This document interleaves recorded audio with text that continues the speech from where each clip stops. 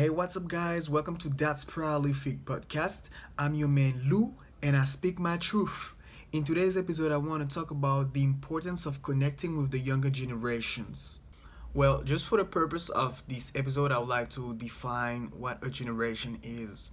And a generation is normally all the persons that were born within a time frame of 25 years, approximately. But for the purpose of this video and this episode, I just would like to reduce it a little bit and quite a bit actually and use a time frame of 10 years for the purpose of this episode. Well, I would like to dive in quickly in why it is important for me that we connect with the younger generation.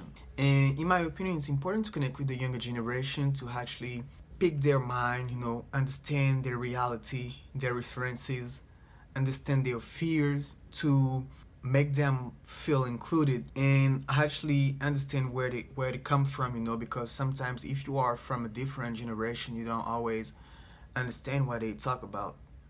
I think it's as well important to understand the way they think, because if you have a conversation with them, or if you watch them, you see them act, you will not always understand. But it's, I think, really so important to understand the way they think, so you don't kind of put them apart, or feel that they acting weird. Actually, it's important to understand the way they think, to be able not to judge them and understand their background, understand the way they see things, and actually, be able to relate to them, to their reality.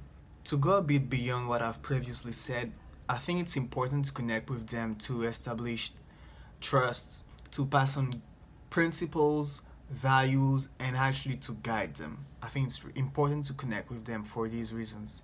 I mean, they are the future. We need them and they need us if we want to change things into society, because change won't take, like a few years. It gonna take a few generations. So we have to be in the same boat for that. Actually include them, reach out, so we are in the same boat, even if we look into different directions or have a different perspectives on things. But if we are in the same boat, if we include them, if we reach out and build really a bond with them, we will be able to make an impact on them and bring change in our society and influence things that we want to influence. Because of course, as I was saying before, it gonna take quite sometimes, it's gonna take more than years, but truly generations. Well, right now the big question is, how can we achieve that? How can we actually connect with the younger generations? And I would say that we can do that just by listening, I think, but listening actively and listening sincerely, because sometimes, we will listen to the younger generation, we would listen to the youth, but actually not paying real attention, not trying to really understand deeply what they are saying. And I think just by listening and sincerely trying to comprehend what they are saying, we can actually connect with them. Well, right now, I think one of the hardest thing to do is establish a bond with them, give them information, but try not to give them lectures.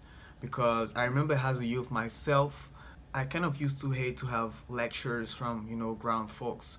So I think we should try not to reproduce that, but actually give them examples, explanations, listen really to them and try to guide them sincerely and take their worries into consideration, really sincerely. And with the examples, with speaking about situations that eventually you've been in, and in that way, I think we can really establish a bond with them. I think this is as well not one of the biggest point, hardest part about intergenerational communication, that is not telling the other generation what to do. Sometimes we want to guide a person. It could be even if in our own generation, but when it comes to the younger generation, I think they will not appreciate being told what to do, and because everyone has their own perspective and own truths, and eventually, our own perspectives, our own way of seeing things, our own values can be totally wrong, regarding what they are actually going through.